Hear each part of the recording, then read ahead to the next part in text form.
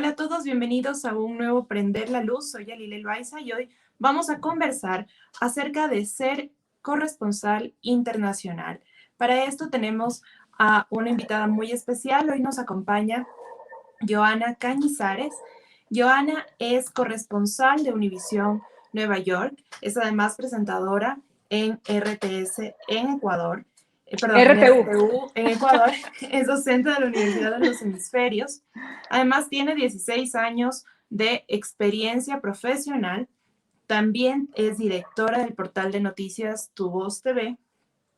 Es licenciada en Comunicación Social por la Universidad Católica Santiago de Guayaquil, máster en Comunicación y Marketing Político por la Universidad de La Rioja de España. Es egresada del programa de Gobernanza y Liderazgo Político de la Escuela de Gobernanza de la Universidad de los Hemisferios y además tiene el reconocimiento del Colegio de Periodistas del Guayas por su labor y es vocera de UNICEF y embajadora de Aldeas Infantiles SOS Ecuador. Joana, muchas gracias por acompañarnos además en este día que, como siempre, la coyuntura nos tiene en el corre, esto que es tan típico en el periodismo.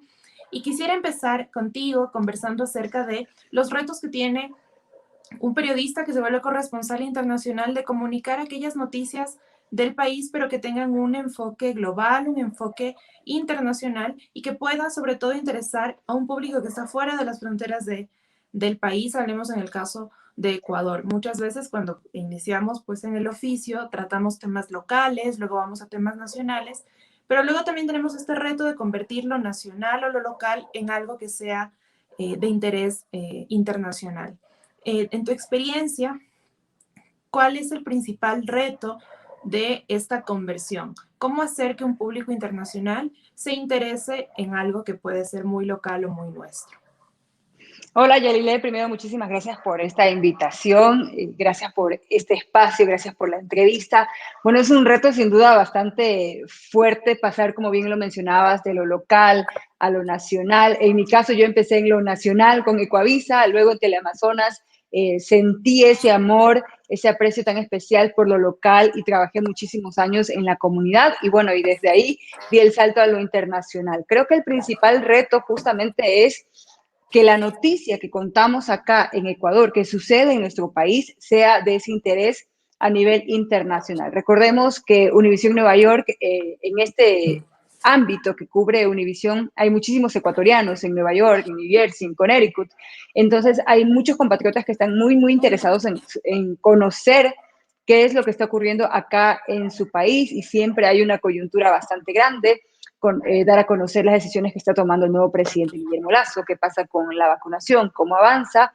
Así que cubrir todo un país en sí ya es un reto bastante grande, sobre todo por el reto de conseguir las imágenes. Mi base es Quito, es la capital donde se encuentra la presidencia, la asamblea, la fiscalía, los máximos poderes del Estado, pero a veces ocurren noticias que están en Guayaquil o tal vez en la provincia del Oro, como es este caso de la detección de la variante Delta.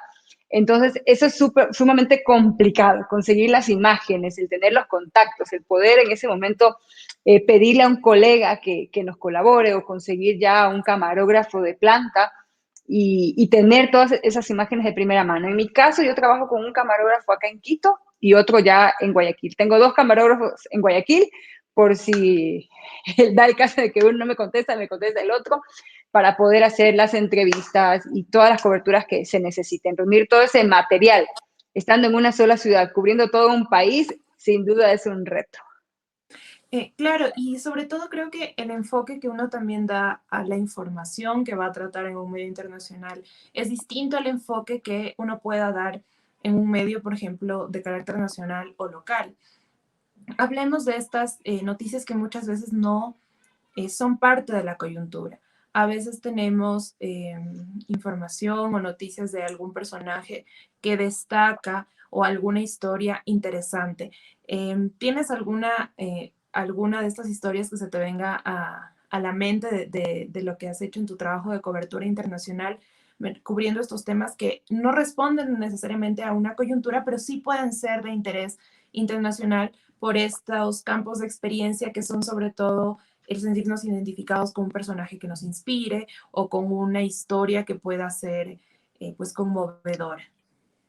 Claro, hay historias que son muy impactantes. Por ejemplo, una de ellas, la historia de Paulina Carvajal, esta joven guayaquileña que incluso fue mi compañera en la universidad cuando estudiaba la carrera de periodismo. Ella perdió a su esposo, perdió a su hermano, perdió a su papá y perdió a su mamá debido a la pandemia y fue en muy poquitos días. Entonces fue una historia realmente impactante que nos conmovió a nivel nacional y a nivel internacional también. Yo recuerdo cuando contamos la historia, sentir ese dolor que sentía mi ex compañera de aula, de clases, por haber perdido a sus familiares debido a este virus tan letal que se ha propagado a nivel mundial. En Univisión, sin duda, también causó un impacto bastante fuerte. Incluso mis compañeras de Univisión me escribieron pidiéndome el contacto de Paulina, queriendo conversar con ella, queriendo abrazarla a través de los mensajes de texto, de darle ese apoyo, un mensaje para que ella pueda seguir sintiéndose fuerte. Imagínate, entonces esa fue una historia que sin duda impactó a nivel internacional. También está la historia de Victoria Salcedo, la joven candidata a Miss Ecuador, también guayaquileña. Ella lamentablemente cuando era muy pequeña sufrió una descarga eléctrica que hizo que perdiera sus dos brazos y una de sus piernas. Sin embargo, eso no la ha detenido. Ella actualmente está compitiendo por la corona de Miss Ecuador.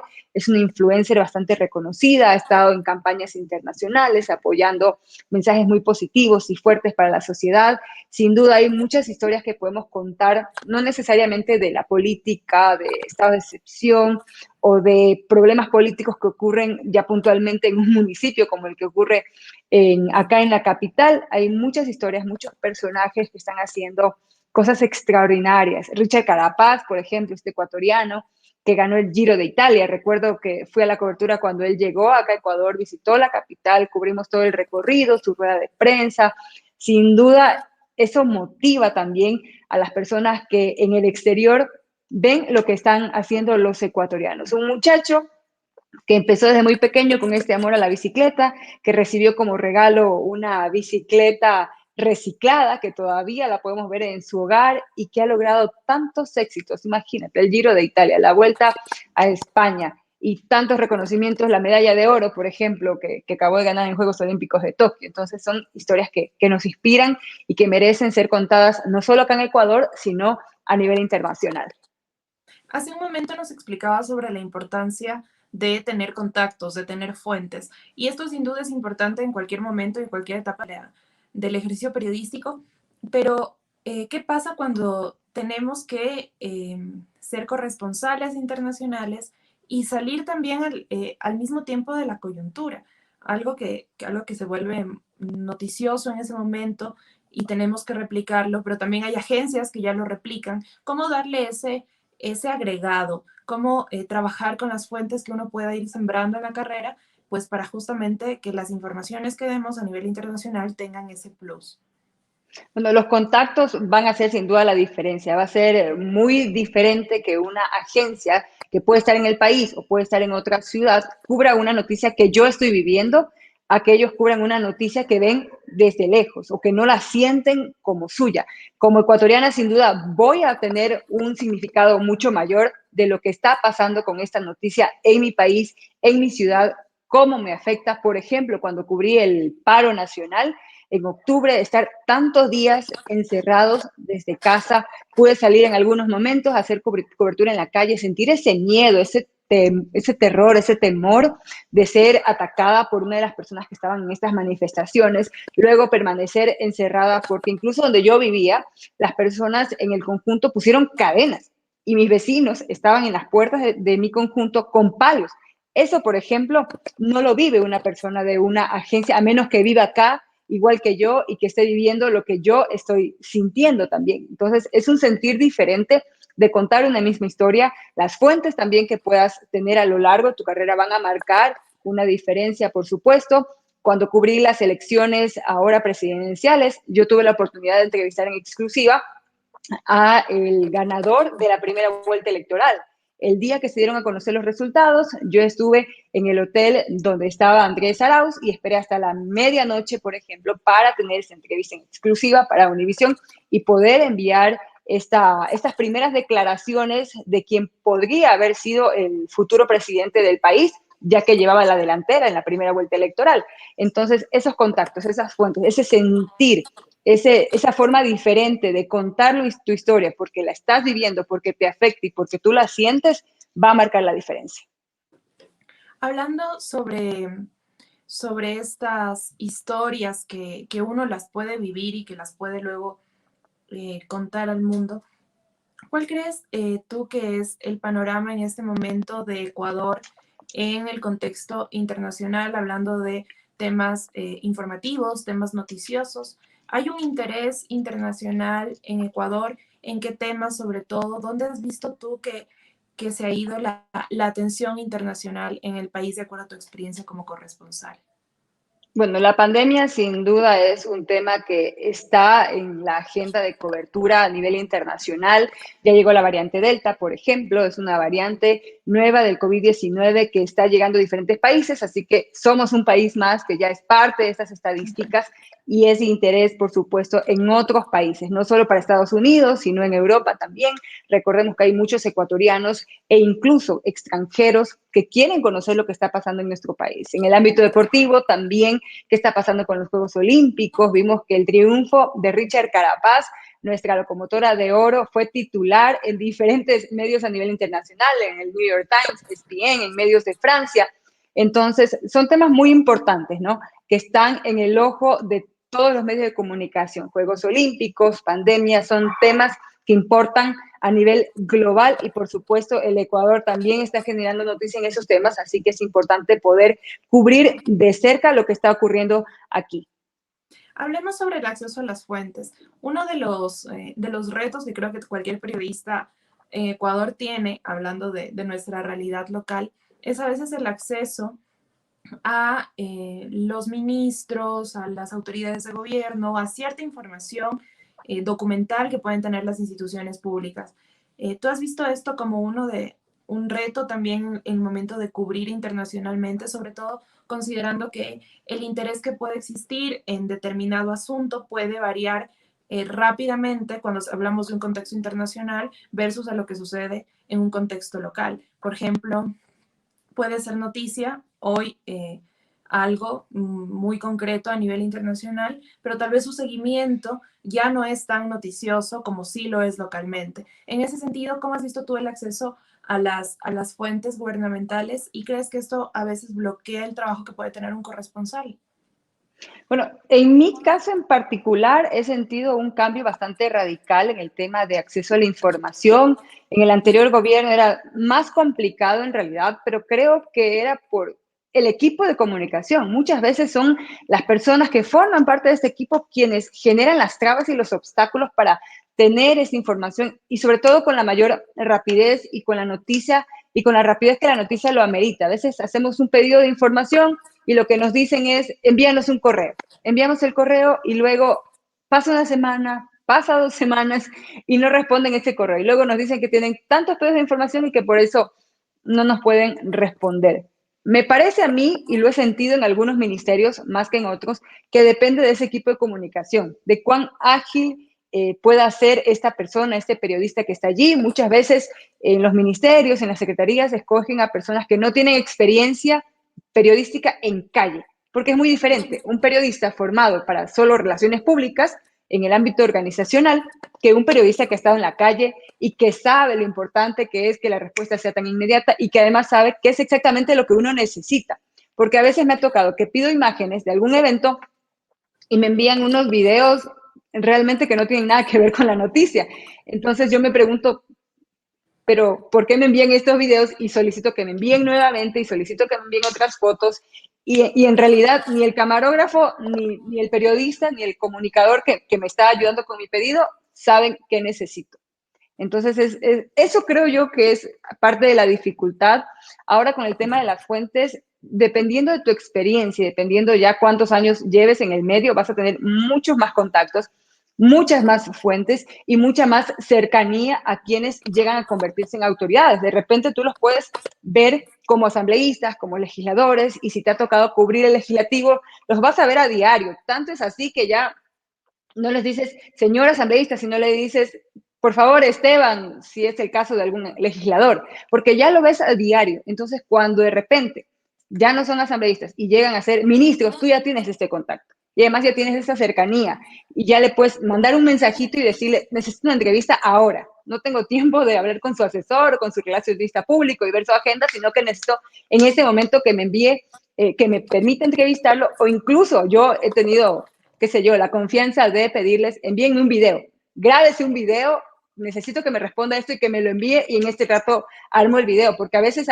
es cuestión de minutos, necesitas enseguida enviar ya el reportaje, porque como bien dices, hay muchas agencias internacionales que nos pueden ganar la noticia y no hay cómo esperar a enviar un correo y a esperar que todo el proceso se realice como debe ser. Entonces, eso es lo importante también de tener esas fuentes, esas cercanías y de poder siempre estar en contacto con las personas que pueden darte información. Te da esa facilidad de enviar un mensajito de texto o simplemente llamar y que sí te contesten, a diferencia de ver un número desconocido y no responder la llamada. Entonces, ahí hay todas esas ventajas que tenemos quienes ya tenemos ya una trayectoria más o menos larga. Claro, y hablando justamente de las cuestiones de las trayectorias y lo que uno puede aspirar en la carrera periodística, ¿qué les dirías a las personas que están iniciando en el ejercicio de la profesión, a los que están todavía, que son estudiantes? Tú eres docente, entonces también tienes trato con estudiantes que entran a la carrera periodística y que tal vez uno de sus anhelos es en algún momento poder informar para una cadena internacional como es tu caso. ¿Cuáles crees que son los pasos? Es muy difícil acceder a ser un corresponsal internacional. ¿Qué características crees que debe tener la persona que se vuelve corresponsal? Y luego es una cuestión de paciencia, ¿no? Claro que sí, es una cuestión de aprendizaje, además, porque un corresponsal necesita, entre sus características, tener esas fuentes, ese contacto, esa experiencia, haber hecho coberturas de diferentes tipos. Cuando uno recién empieza, no ha podido hacer coberturas en la asamblea, en fiscalía, en presidencia, pero con el paso del tiempo, y además uno tiene que buscar hacer ese tipo de coberturas. Yo recuerdo que en todos los canales a los que iba les pedía a mis jefes, envíenme a la asamblea. Y si no había hecho cobertura, por ejemplo, todavía en presidencia, les decía, envíenme a la presidencia. Yo quiero ir a Carondelet. Y no había hecho viajes internacionales y entonces estaba ahí con mi director de noticias. Por favor, ¿cuándo me envían a una cobertura internacional? El presidente se va a Colombia, se va a Bolivia, ¿puedo ir yo? ¿Qué puedo hacer? ¿Me voy a Qatar? No sé, hay una cobertura que me están invitando o yo quiero cubrirlo de acá. ¿Qué les parece si me voy? Entonces, estar detrás. Muchas personas esperan que llegue la oportunidad. Yo creo que hay que buscarla para conseguir una oportunidad, que fue mi caso. Yo toqué muchas puertas de varios canales a nivel internacional, en Colombia sobre todo. Siempre pensé que sería más fácil con medios más cercanos, pero comencé a buscar oportunidades en diferentes medios y el que contestó y el que me abrió la puerta fue esta cadena de Estados Unidos, una de las más importantes que hay en los Estados Unidos, pero se necesita mucha experiencia. Si uno quiere llegar a un canal internacional, necesita tener mucha experiencia, necesita tener ese bagaje, esa información y ese entendimiento y conocimiento de lo que significa un decreto presidencial, de lo que significa, qué sé yo, una reforma a la ley, cuál es todo este procedimiento. No es posible salir de la universidad y ya voy a ser corresponsal. Punto uno. Punto dos, lo que le diría a quienes están apenas empezando la carrera y lo que yo siempre le digo a mis estudiantes es aprovechen esta plataforma increíble, esta ventana que tienen ahora, que son las redes sociales. En mi época, cuando yo comencé, no existía todavía el Twitter, el Facebook, el Instagram, como unas plataformas fuertes de acceso a la información. Entonces yo simplemente esperé a llegar a cuarto año y comenzar a hacer las prácticas en Ecoavisa, en El Universo y demás medios de comunicación. Pero ahora los jóvenes ya en primer semestre tienen la oportunidad de aprender a contar historias y enseguida hacerlas, salir a la calle, contar qué pasa con el vecino, qué está haciendo, qué sé yo, su hermano, su tío, hay algo interesante. Lenin Arteaga, por ejemplo, en una reciente clase que tuvimos con él, decía que debemos buscar contar historias de gente extraordinaria haciendo cosas comunes y de personas comunes haciendo cosas extraordinarias. Esas historias las podemos encontrar sin duda a nuestro alrededor, así que hay que buscarlas y aprovechar estas redes sociales. Mira que hay compañeros que han publicado en sus redes sociales, en Twitter, por ejemplo, en Guayaquil, algún caso que ha pasado. Recuerdo, por ejemplo, los cadáveres que se dejaban en la calle en Guayaquil y había compañeros, colegas, justamente del puerto principal que grababan esto y lo ponían en sus redes sociales y hacían reportes. Y esos reportes eran tomados por las cadenas internacionales, como Univisión, por ejemplo, para colocarlos en sus noticieros. Imagínate, tan solo colocando un tweet, tú puedes llegar a ser parte de un noticiero de una cadena internacional. Así que esa fuerza, esa potencia, ese poder que tienen las redes sociales debe ser ya aprovechado por los estudiantes, teniendo en cuenta siempre el contrastar la información y el no publicar cualquier cifra, cualquier dato y convertirnos en parte de esas fake news. Entonces, parte de la responsabilidad y lo que nos hace diferente a los periodistas, de las personas que tienen acceso a una red social, es eso, justamente es ese proceso para contrastar la información y verificar que todo lo que escribimos en nuestras redes sociales es real. La credibilidad es nuestra principal herramienta para ser periodistas.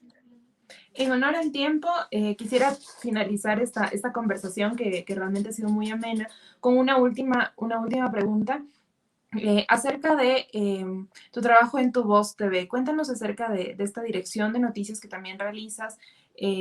Cuéntanos acerca de este paso, ¿no? Tú vienes de la televisión, de medios tradicionales, también a este medio digital. Entonces, cuéntanos un poco de tu día a día en Tu Voz TV. Bueno, Tu Voz TV es un proyecto realmente muy especial que nació ya en mi cabeza hace algunos años atrás, cuando yo estaba en un canal nacional haciendo las microondas de siempre a las 6 de la mañana. Y cuando iba a los barrios de Quito, la gente, los moradores, mis vecinos me decían, Johanna, usted es nuestra voz.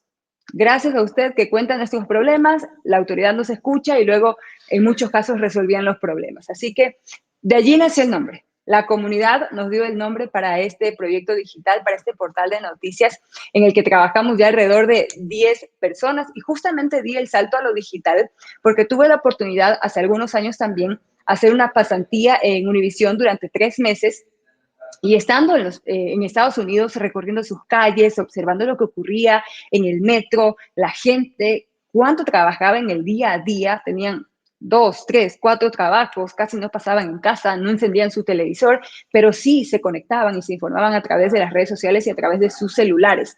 Entonces yo vi que por allí iba todo, que la gente sin duda en un futuro, y creo que no tan lejano, se va a informar tan solo a través de los medios móviles. Y de allí ya comencé un poco a formar esta idea de hacer un portal digital con un grupo de compañeros y dar este paso de tan solo ser corresponsal, tan solo ser el reportero de calle, para sentarme ya en ese puesto de dirección de noticias y asustarme con este nuevo reto, porque no es fácil estar al frente de un medio de comunicación.